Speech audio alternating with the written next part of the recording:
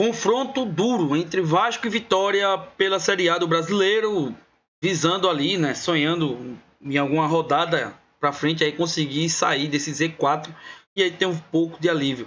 O Vitória joga pela sua primeira vitória, pelo Vasco, a sua segunda vitória no campeonato e também tirar essa pressão. Veja bem, nesse vídeo vocês vão ver o que Bebeto e Petkovic, dois atletas que fizeram história nas duas equipes, e o Bebeto já disse inicialmente que o coração dele é rubro-negro e que vai torcer para o Vitória nesse confronto.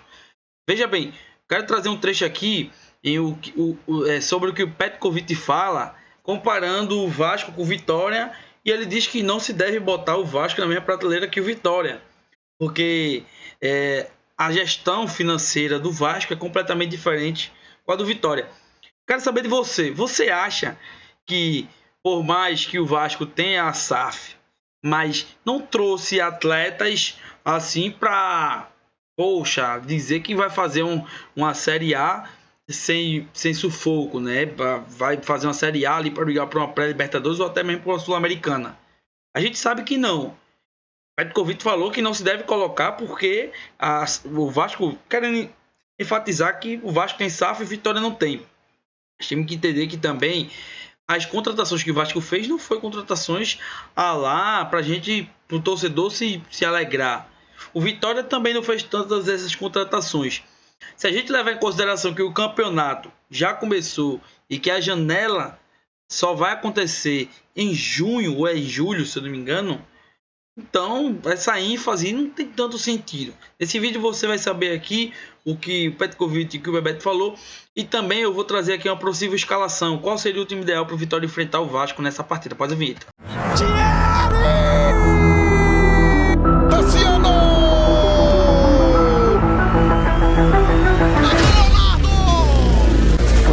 Olha o Lucero, dominou no peito, bateu! Gol! Senhoras e senhores, com a parada o povo do Nordeste. O povo nordestino. Isso aqui é nível Liga dos Campeões. Bom, família, antes de mais nada, eu peço a você que não é inscrito no canal, se inscreva nesse canal, deixa o like nesse vídeo. Lembrando, live de pré-jogo e de pós-jogo mais tarde. A próxima ali a partida, a gente abre uma live de pré-jogo e live de pós-jogo assim que encerrar a partida entre Vasco e Vitória. Tomara que seja aí e os torcedores rubro-negro estejam felizes. Afinal de contas, aqui é Nordeste no topo sempre, meu irmão. Veja bem, vamos trazer aqui o que fala o Bebeto, né? O Bebeto, não, na verdade, o Petkovic. Deixa eu compartilhar aqui para vocês. É a matéria aqui do GE, beleza? A realidade financeira é distinta, né? Petkovic acredita que o clube carioca tem mais condições de fazer um bom campeonato porque disputa a segunda Série A consecutiva e tem o futebol administrado pela SAF 777. Enquanto o rubro-negro estava na Série C há 2 anos e joga a elite pela primeira vez depois de 5 anos de temporada fora. Ponto. Veja bem, sobre isso, eu acho que é uma ênfase que a gente poderia pregar no começo do ano, né? Porque a gente ainda viria quais seriam as contratações tanto de Vasco como de Vitória, e hoje a gente vendo e essa ênfase sendo pregada, eu não consigo enxergar desse modelo não. Claro que na prática o exigido é que o Vasco faça uma melhor campanha do que o Vitória. Isso é certo porque exigido pelo torcedor. O torcedor vai olhar assim, vai dizer, ó, o torcedor do Vasco vai dizer, ó, meu irmão, a gente tá há 2 anos na série A, então a nossa cota, a gente já recebeu a cota do ano passado, a gente teve uma grana gigantesca acumulada do ano passado para cá, a receita, né, gerada, além de também ter a 777. Então, se a gente não fizer uma campanha melhor do que a do Vitória, é um absurdo, porque o time vem de uma série B e quando vem, ele passa a entrar na Série A. Se você não tiver investidores como foi o Grêmio do ano passado, que já foi disparando para brigar pela Libertadores, você entra na Série A pensando em permanecer, em se estruturar, conseguir receber a cota que é só da metade do ano da Série A, cota de 60 milhões, e aí, na verdade 60 não, 80 milhões, né? E aí, no ano seguinte, aí volta mais forte. Aí a gente pode usar isso. Nem tem como comparar os dois times e colocar na mesma situação. Vitória vem de uma recuperação, estava fora da elite, mas conseguiu se reerguer e está na Série A. Não tem condições econômicas privilegiadas. O Vasco tem um parceiro, investimento, gasto de contratações e conseguiram trazer jogadores que entendem que são adequados para o time. O Vasco conseguiu a permanência em 2023 e deveria ter aberto o olho para como foi. Veja bem, detalhou aí o Petkovic.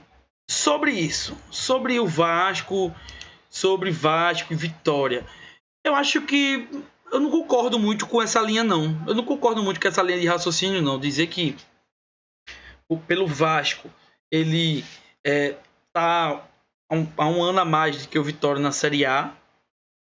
Ele não pode se colocar na mesma situação que o Vitória. Os dois estão na mesma situação, mas claro, cada um tem um leque e um recurso diferente. O Vitória não tem um braço para que puxe. O Vasco tem, que é a SAF. Se tem uma pessoa que vai ser, se tem uma organização que vai ser culpada no caso do fracasso do Vasco, é a 777. Já o Vitória não tem. O culpado vai ser o quê? Cair sempre no braço do técnico.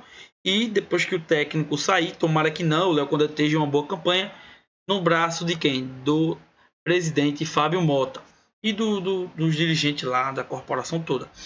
Mas duas equipes, eu olhando o time do Vasco, não vejo lá essas coisas. Eu não vejo lá essas coisas. Se a gente olhar, o Vasco fez algumas contratações, o Vitória também fez. O Vitória trouxe o Janderson por 5 milhões. Trouxe o Jean Mota, 3 milhões, se eu não me engano, foi 2 milhões e pouco. Trouxe o Leonardo, 3 milhões. O Vitória fez alguns gastos também. Entendeu? Dizer que não contratou, ou que os atletas que o Vasco contratou são atletas que a gente entende que podem proporcionar resultados favoráveis, e já os de Vitória não. Eu acho que a partida em si, hoje, vai ser um divisor de água. Como disse o Bebeto, mais aqui em cima, o Bebeto diz que a partida de hoje será um divisor de águas, tanto para a Vitória como também para o Vasco. O jogo é a chave. Esse jogo é uma chave assim, né? Se a Vitória quiser buscar algo mais ou se firmar ali na Série A e fazer uma permanência, que seja só permanência tranquila, hoje tem que vencer, tem que pontuar. E aí eu trago a provável escalação, beleza? Isso aqui é uma provável escalação de acordo com o GE. Eu botei aqui no mapa interativo para a gente poder analisar direitinho. E aqui temos vários cenários. Quais seriam os cenários? A gente poderia justamente tirar o Zeca daqui. Eu não sei se o Zeca vai entrar ou não vai entrar. Eu acredito que vá. E detalhe, a provável escalação do GE colocou o Oswaldo aí. Mas o Oswaldo, eu recebi a informação que o Oswaldo ele não vai, não viajou para o Rio de Janeiro, nem o Daniel Júnior. Então a gente pode descartar isso. Dudu, Rodrigo Andrade e William Oliveira, PK, William Leppo, Reinaldo, estreia titular aí, o Camutanga. Pode usar um sistema de 3 zagueiros, justamente por não ter o outro zagueiro titular da função, né? No caso, o Wagner Leonardo, que é um pilar, é ele mais 2 ali. Ele consegue dar conta de 2 pessoas ali naquela zaga ali. Ele corre tanto dentro de campo que às vezes você pensa que está com 3 zagueiros. Então, vendo como o Vitória entrou contra o Cruzeiro, se eu não me engano, foi contra o São Paulo. Foi contra o São Paulo. Eu acredito que o Zeca ele vai ficar nessa função aqui, o Leppo pela direita, e aí o time de Vitória será montado assim: Janderson, Mateuzinho, Dudu. E aí não vai ter um atleta para armar as jogadas. Por isso que eu fiquei aí com a pulga atrás da orelha. Ou o Léo Condé vai botar um meia, e aí vai entrar com 3 zagueiros, vai botar o meia. E qual seria esse meia?